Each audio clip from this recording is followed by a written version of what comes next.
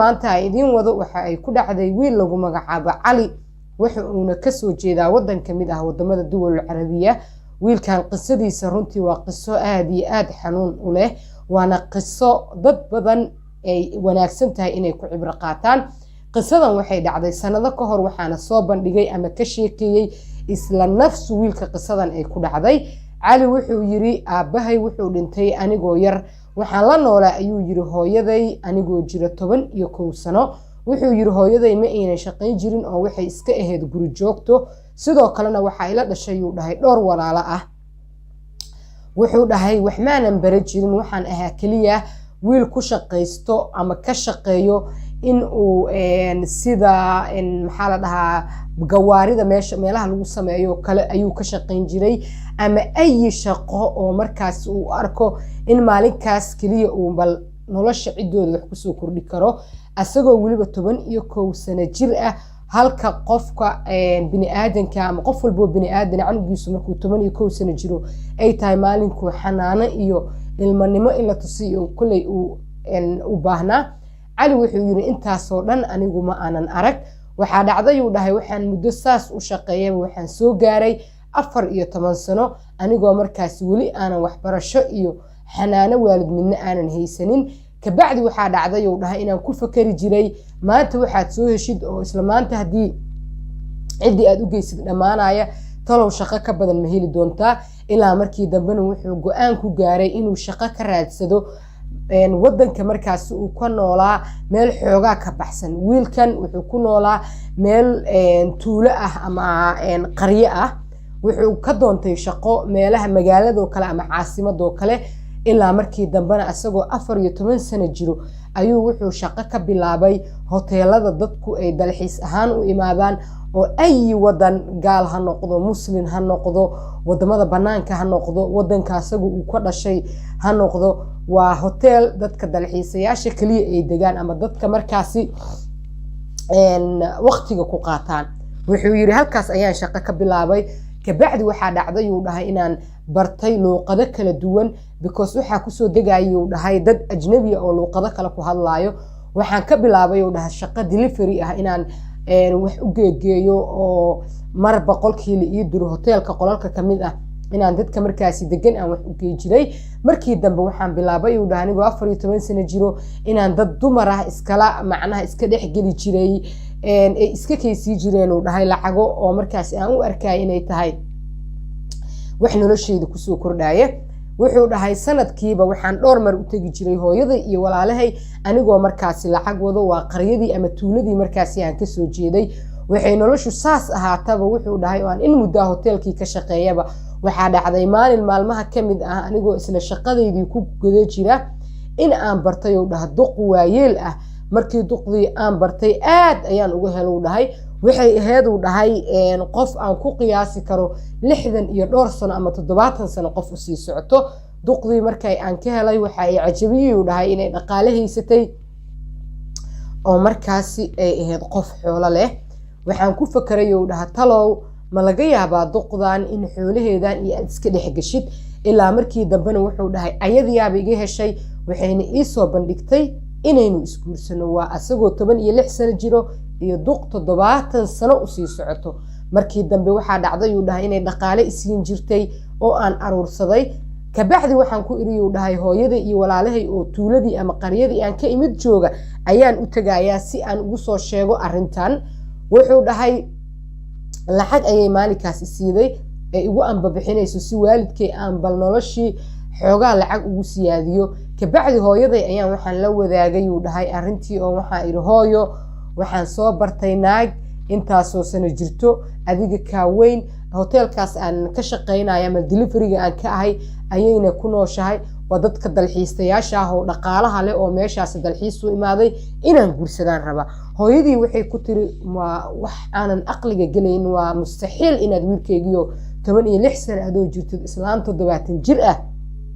hadda leeba guursatay adduunyada hadda leeba bilow ku tahay seed u guursanayay tiri adigu hooyadiis uu ka dhaga adeego wuxuuna u sheegay intaas maalinkii aabiis uu dhintay ilaa hadda inuu asagu shaqeynayo dantuna ay baday uuna rabo inuu duqdan hantideeda uu dhaxlo wiilkan wuxuu yiri Cali ah waxay hortaalayuu dhahay duqdan haddii aan guursado inaan hantideeda dhaxli doono maadaama ay 70 sano jirto ay iska dhima doonto kabacdina wuxuu dhahay aan gabar yar oo aniga ii qalanto aan wuxuu dhahay aan kabacdi guurso doono markii dhaqaalaha aan ka dhaxlo adigu waa fikirkiisa wuxuu dhahay hooyaday ayadoo iga diidanaan soo noqday waxaan ku soo noqday uu dhahay islaantii 70 jirka ahayd kabacdi waxaan isku waafaqnay uu dhahay inaynu isguursano waxaana dhiganayo uu dhahay aroos markaasi dadka hoteelka kusoo degayay kaliya ay kasoo qayb galayeen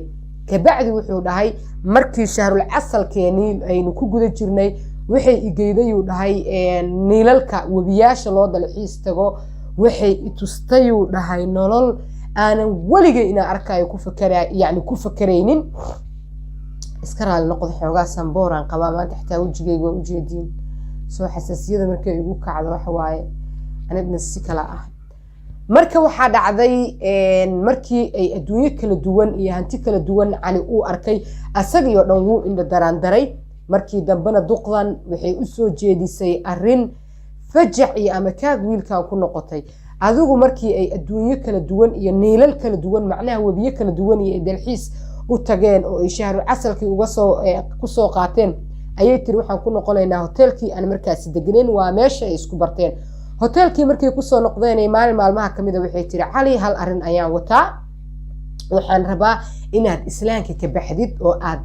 gaalowdid subxaan allah ilaah wadaan kaa magan galnay cali arrintii xoogaa aad uga cabsaday fajicay la noqotay laakiin waxay ku tiri haddii aadan arrintaas samaynin ani adiga waa kala tegaynaa waadna ifuraysaa dhaqaalahana waxay tiri lagama yaabo inaad walaa geni aad ka qaadatid awalna waxay u ballan qaaday in haddii ay dhimato dhaqaalaha dhan ay isaga ku saxiixayso sidoo kalena waxay tiri qof bini aadan oo iga dambeeya oo dhaqaalahan kula qaybsan doono ma jiro adiga ayaa waxaasoo dhan qaadan doono waa sida ay wiilkan dhalinyarada kusoo xerogelisay duqdan 70 jirka markii dambe waxaa dhacday cali wuxuu shaydaanku يعني ula weecday ama shaydaanku uu ka awood badi uu ku fakiray inuu diinta isaga baxo wuxuu ku fakiray kida duqda markaad xoolaheeda dhaxashid diintaadii aad ku noqon doontaa masaajidkaad fariisan doontaa waad cibaadaysan doontaa mustaqbalaad suubsan doontaa marka haddaba salaadna ma dukatid mana soontide kida dambiyaad ku jirtaa macnaha shaydaanka waxaas u qurxiye kida dambiyaa ku jirtaa isaga bax sidii ayuu diintii uga baxay markii uu diintii ka baxay ayaa waxaa dhacday inuu duqdii xoogaa meeshii kula sii noolaaday markuu muddo meeshii kula sii noolaaday ayay waxay ku tiri waxaan rabaa inaan aadno meeshii markaasi anigu aan asal ahaan deganaa ama gurigaygii asalka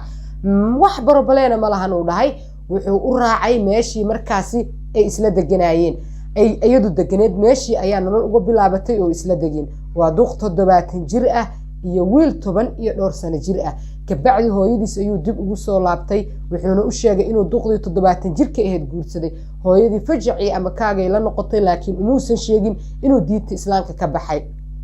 haddana duqdii ayuu dib ugu laabtay markii hooyadiis uu soo salaamay iyo walaalihiis cali markan wuxuu isku arkaa nin taajir ah oo dhaqaalahan dhanba asagu dhaxli doono laakiin wax walba waxay isbedeleen markii duqdii ay wiilkii ku aragtay inuu xanuunsanayo kadibna ay tiri maxaa kugu dhacay ilaa markii dambana cali wuu soo dhacay wuxuu noqday qof saaxiib la noqday bukaan iyo inuu sariirta ka soo dagayn waxay tiri nin dhalinyaro ahaatay waxaan ku guursaday in aniga i koolkoolisid adigiyaana bukaan jiif noqday marka waxaan kaa codsanayaa ama kaa rabaa inaad isakay furtid ilaa markii dambana cali markuu arkay inuu tabcaan yahay ayuu wuxuu aaday isbitaal waxaana loo sheegay inuu qabo cudurka HIV AIDS ilaahayaan ka magan galnay adduunyadii oo dhan waa ay ku soo yaraatay diintiisa quruxda badneed ee islaamka wuu ka baxay duqdii waayeesha ahayd markii cudurkan laga helana waxay ku tiri waxaan rabaa inaad iskay furtid halkii ayuu ku furay asagii wiilkan cudurka HIV-gana qabo ilaahayoodan ka magan galnay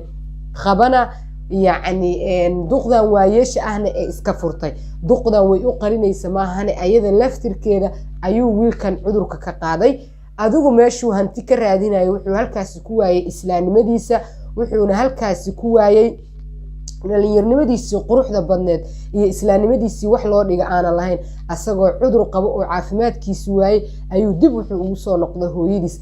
qisadan marka macnaha uu u soo bandhigay waxa waaye waxaa la dhaho sacaadada ama farxadda inaysan ku jirin xoolo keliya. qofka bini'aadamka dadaa waxay u arkaan maanta inay farxadda adduunyadu tahay inay dhaqaale haystaan. farxadda adduunyadu anigu waxaan u arkaa haddii aad muslim tahay oo diinta islaamka aad haysatid inaad tahay qofka dunida ugu wanaagsan. sidoo kalena haddii aad caafimaad haysatid sidoo kalena inay tahay nimco aan la qiyaasi karin. ilaa markii dambena wiilkan qisadan wuxuu soo bandhigay isagoo su-aalaya ama usoo bandhigaya culimmada inuu toobadkeen leeyahay maadaama diintii islaamka duqdani ay ka bixisay. haddana sidoo kale wuxuu noqday qof iska bukaan ah oo cudurkii qabo 24 saacna jiradaas saaxiib la ah. weligaa iyo allaha ha u arkin dhaqaaluhu inay tahay farxad. dhaqaaluhu waa wax annaga dhan aan rabno, laakiin haddana ma ahan in farxadaada oo dhan aad dhaqaalaha gelisid. caafimaad haddaad haysatid waxaa tahay qofka dunida yacni haysta dunidan ka haysta wax aad u qaaliya oo ilaahay uuna siiye wax maanta ugu wanaagsan. waxaan aaminsanahay inay tahay caafimaadka. marba haddaa caafimaad qabtid wax kasta waad heli kartaa. islaamnimaduna ma ahan wax haba yaraatee wax lala misaalo ama wax lagu gato inay dunida yaaliin inay tahay. halkaas ayaan jeclaa qisadii inaan kusoo gabagabeeyo. haddii aad ka heshay hilmaamin inaad muuqaalkan like saarto, sidoo kalena asxaabtaada aad la wadaagtid si qisadan ay ugu cibro qaataan. wixii aragtida ah oo aad ka qabtay qisadana qaybta commentiga igula soo wadaag.